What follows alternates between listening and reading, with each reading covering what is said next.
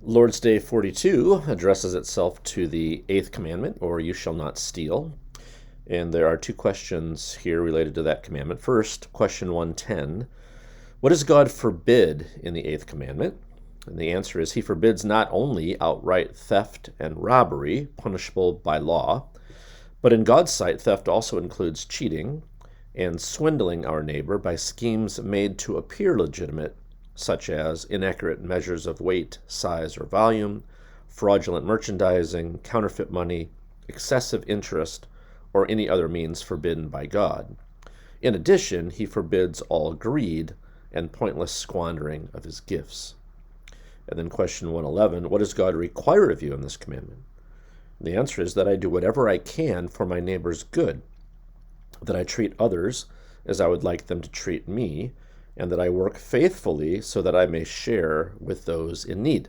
All right, three quick things on Lord's Day 42.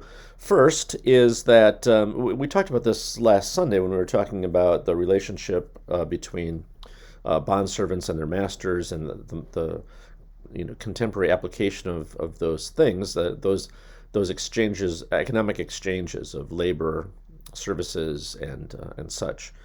That theft is any exchange of goods, labor, goods, etc., that's not honest. So the only economic exchange or only economic activity that is just is an exchange that is honest and voluntary. And for it to be honest, you need to be using proper weights and measures. You need to accurately describe what you are providing for someone, et cetera, et cetera, et cetera. So that's the first quick thing, just to expand our understanding of what theft is, and expand our understanding of what this commandment is getting at. So outright theft and robbery, holding somebody up and taking their wallet, is the most egregious form in this area of life, but it's certainly not the only form in this area of life. There's many ways that people, in one way or another, seek to take from others in a way that might look just or might claim to be just, but it's not voluntary, and it's not honest. So that's the first quick thing.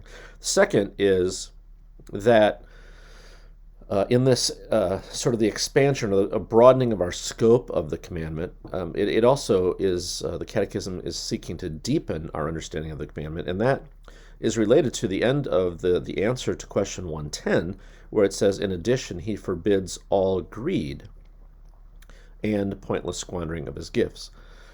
The heart that steals, the heart that deceives, by way of taking from others in a way that they don't know you're taking from them, or involuntarily, that you force them in some way. That kind of heart is a heart that has already elevated its acquisition of material goods above the will of God. Right? That's what's going on there, elevating their acquisition of material things above the will of God. Well, that's the same heart that greed grows from, right? That all of life is about accumulating more and more and more. So it's, again, elevating the acquisition of material goods above the will of God, and you're seeking to simply enrich yourself more and more, rather than being rich toward others. And that's where we go to the third quick thing, which is in question 111, toward the end, that I work faithfully so that I may share with those in need. A central aspect of our economic activity is that we would reserve some of what the Lord blesses us with for those who are in genuine need. And only a heart that has elevated God's will above our own desire for the accumulation of material goods is going to be ready to do that. So those three quick things about the eighth commandment, Lord's Day 42, and theft is broader than just outright theft and robbery.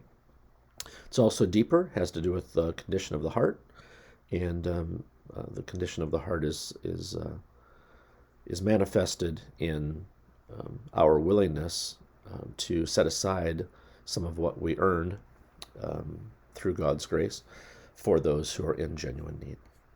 All right, those are 3 quick things from Lord's Day 42.